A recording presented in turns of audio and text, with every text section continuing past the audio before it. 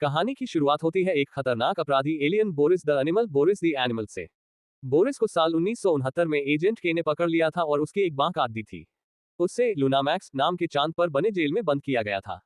Film की शुरुआत में बोरिस जेल से भाग जाता है और बदला लेने की योजना बनाता है। बोरिस टाइम ट्रैवल तकनीक का इस्तेमाल करके साल 1969 में लौटने का प्लान बनाता है ताकि वह उस समय के को मार सके और आर्कनेट नाम की सुरक्षा शील्ड को रोक सके। आर्कनेट एक ऐसा सिस्टम था जो धरती को बोरिस की एलियन जाति बोग्लोडाइट से बचाता था। अगर बोरिस आर्कनेट को बनने से रोक देता तो उसकी प्रजाति धरती पर हमला करके उसे नष्ट कर सकती थी। बोरिस 1969 में जाकर के को मार देता।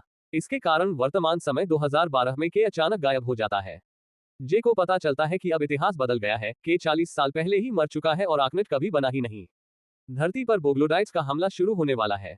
जे को भी 1969 में जाना पड़ता है ताकि वह के को बचा सके और आर्कनेट को स्थापित कर सके। वह एक टाइम ट्रैवल डिवाइस लेकर 15 जुलाई 1969 में पहुंचता है।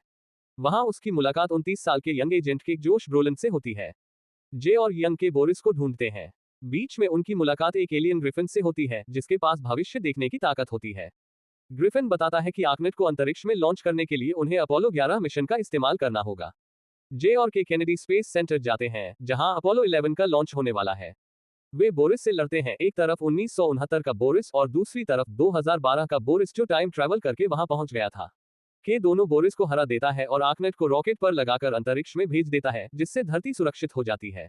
मिशन खत्म होने के बाद जे देखता है कि एक छोटा बच्चा और उसकी मां लॉन्च साइट पर है।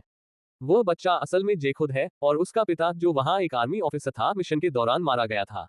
यंग के ही उस छोटे जे को देखकर उसकी देखभाल करने का वादा करता है।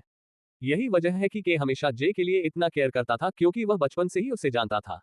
जे वापस 2012 में आता है।